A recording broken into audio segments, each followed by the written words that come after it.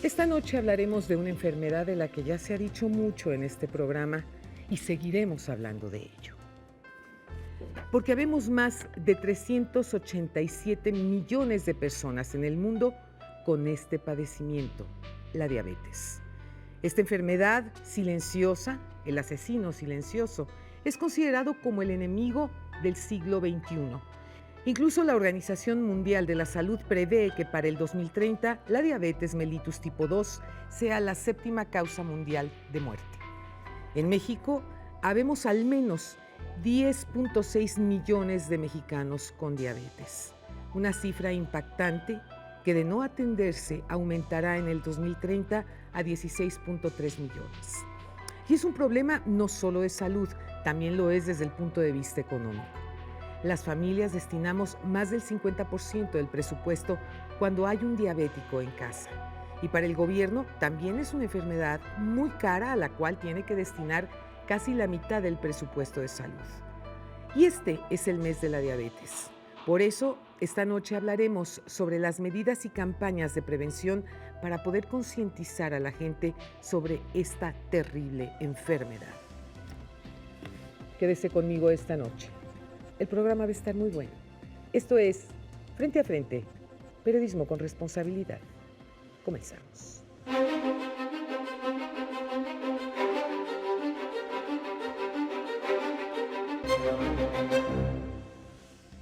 Me da mucho gusto recibir esta noche a dos especialistas. Está con nosotros el doctor Francisco José Campos, coordinador de la Clínica de Obesidad del Gobierno del Distrito Federal.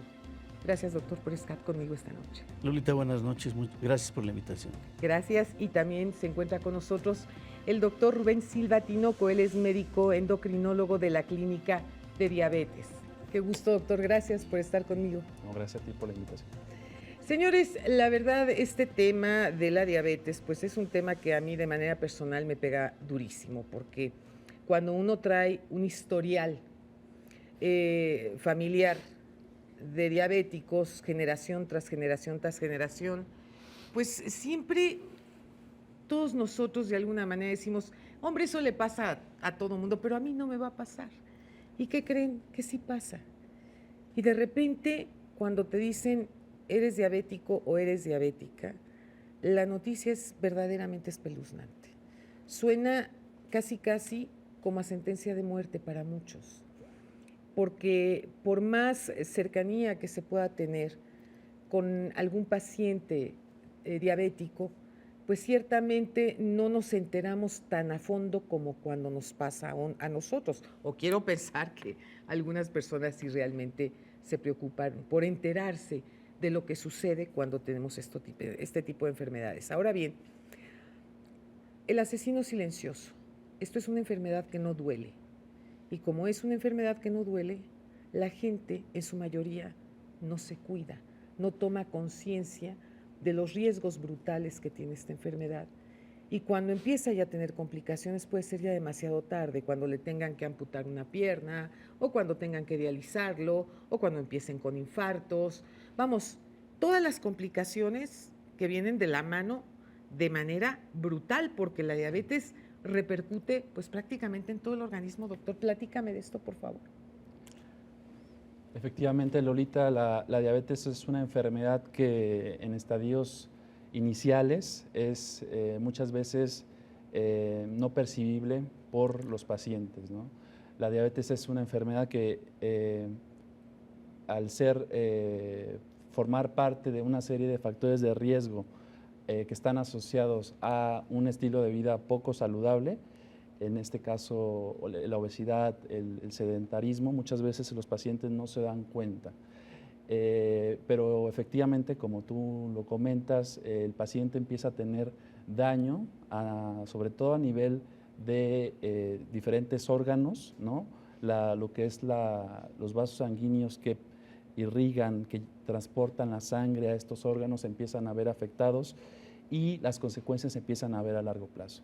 Es de esta manera, de esta forma en la que empezamos a ver que pacientes, aún siendo muy jóvenes, que probablemente no lleven tantos años de ser enfermos, empiezan a tener complicaciones muy serias a nivel de los ojos, a nivel de los riñones, a nivel de la circulación de las piernas, y más adelante empiezan a tener complicaciones quizás que pueden llegar a inclusive a acabar con su vida, en este caso infartos al corazón, infartos en la cabecita. Sí. Es una enfermedad silenciosa al principio, ¿no? Porque el paciente no se da cuenta, y desafortunadamente en nuestro país también muchas de las veces el control metabólico, el control de sus niveles de azúcar, el control de los factores de riesgo asociados, muchas de las veces no son controlados en estadios muy tempranos de la enfermedad. Así es, y una de las cosas aquí en este programa, doctor, pues tú sabes que hablamos siempre de frente y con mucha claridad. Uno de los problemas que le sucede a los hombres que padecen de diabetes, y hay que decirlo con todas sus letras, una de las consecuencias, pues es disfunción eréctil. ¿Por qué? Pues porque efectivamente ya no hay ese nivel de irrigación sanguínea que se requiere para poder tener una erección, y bueno, pues ahí está una de las complicaciones que ciertamente a muchos señores, por si no hablemos de la mayoría, yo creo que sí de la mayoría, es algo brutal, les pega durísimo, porque muchos hombres pues ponen gran parte de su masculinidad justamente en esto, ¿no? Efectivamente, estamos en general en todo el país, se está detectando una gran cantidad de pacientes que el diagnóstico de diabetes como tal muchas de las veces fue establecido antes de los 40 años de edad. De tal forma que estamos viendo sujetos que siendo muy jóvenes empiezan a tener este padecimiento, y luego entonces después de algunos años de ser enfermo, y sobre todo si este grupo de pacientes no se controló, cuando todavía tienen aspiraciones a tener una vida sexual exitosa, claro. Ya les es difícil, les es complicado, porque a nivel vascular y a nivel de la conducción nerviosa, de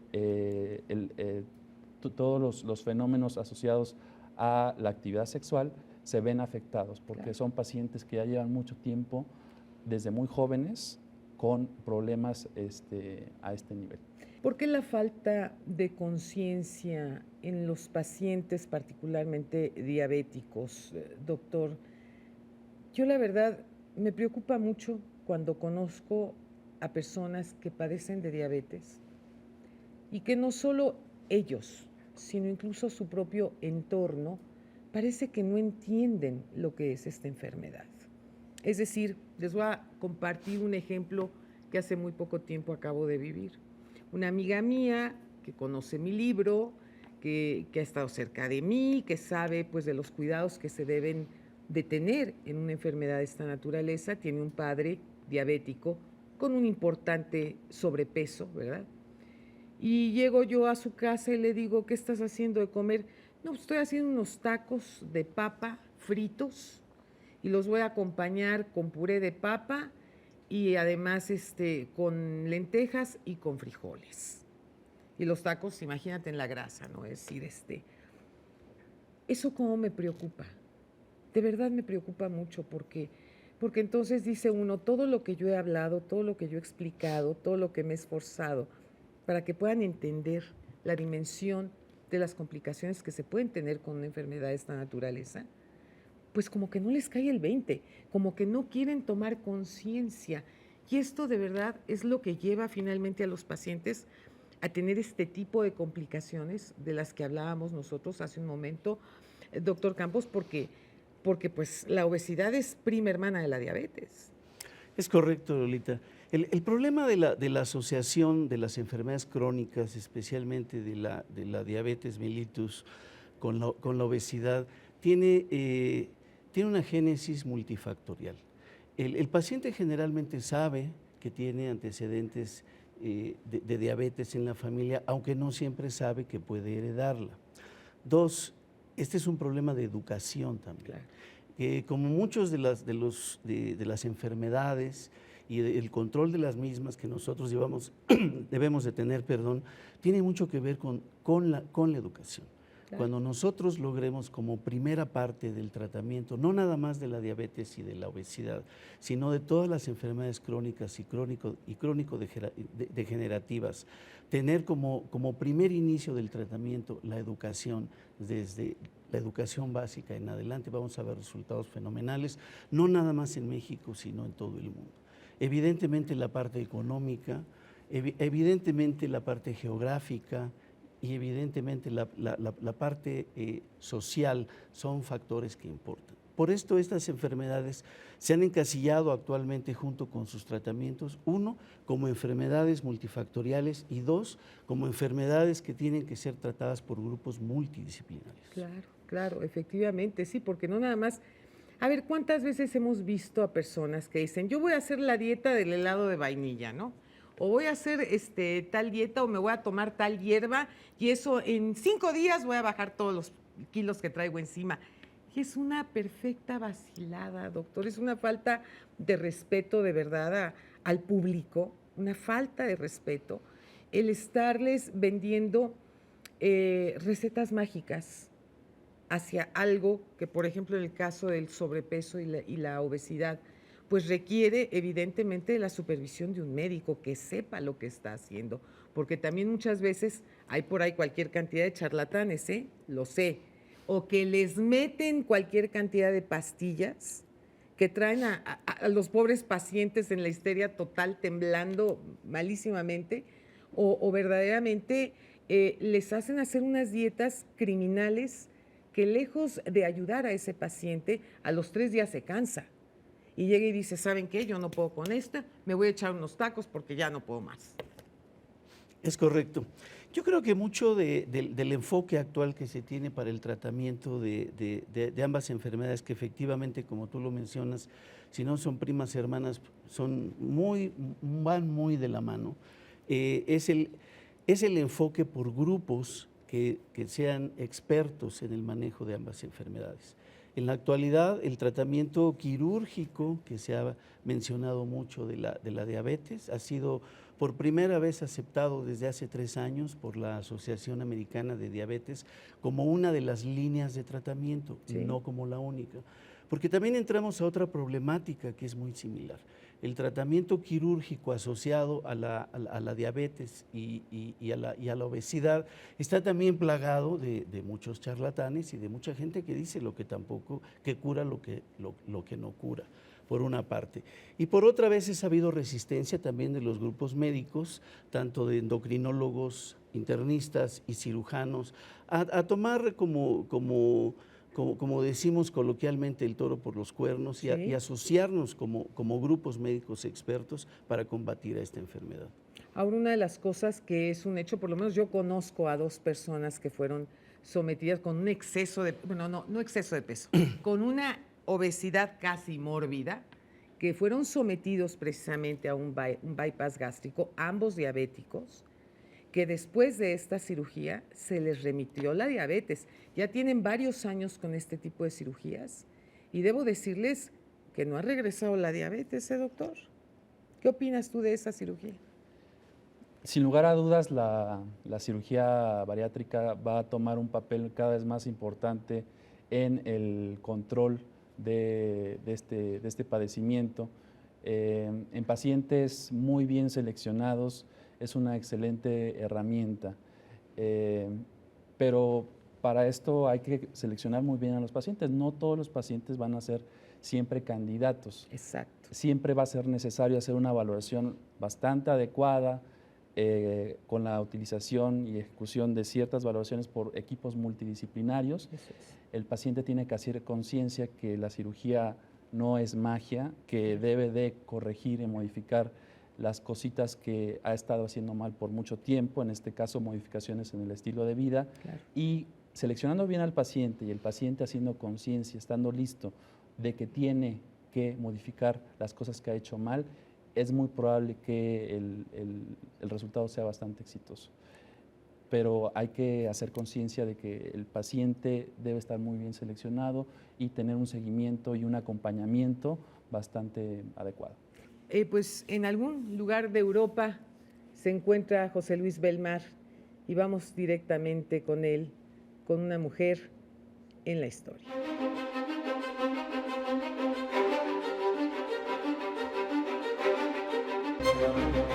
Aquellos que no saben quién es Oprah Winfrey es que no ven la televisión, no tienen internet o no leen los medios impresos. Oprah es una famosísima personalidad de la televisión, actriz, empresaria, cuyos programas son de los más populares dentro de su género y quien es una de las más ricas e influyentes mujeres en los Estados Unidos.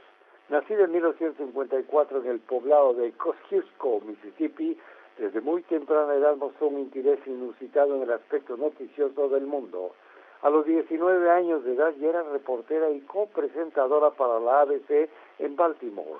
Al encontrarse constreñida por la objetividad requerida para el reportaje de noticias, en 1977 se convirtió en coanfitriona del programa matutino La Gente Está Hablando. De ahí en adelante, todo es historia. Oprah es una maestra en el formato del talk show, entrevistas serias y personales, y en 1985 tenía el show de Oprah Winfrey, programa ganador de muchos premios Emmy, galardones que se entregan anualmente como premio a la excelencia en la industria de la televisión estadounidense. Su paso por el cine también es histórico a partir de su aclamada intervención en El color púrpura de Steven Spielberg. Oprah tiene su propia empresa productora de películas, otra de programas de televisión, un famosísimo club de libros y una revista leída por miles y miles de mujeres. Oprah está involucrada en numerosas actividades filantrópicas, tales como la Red de Ángeles de Oprah, que patrocina iniciativas de caridad en todo el mundo, además de abrir en el 2007 una escuela en África del Sur para niñas discapacitadas con un costo de $40 millones. Desde Europa, José Luis del Mar presentó para Frente a Frente a una mujer en la historia, Oprah Winfrey.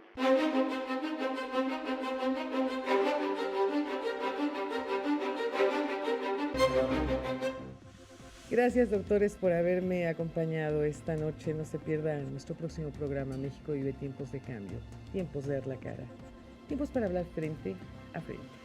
Muy buenas noches.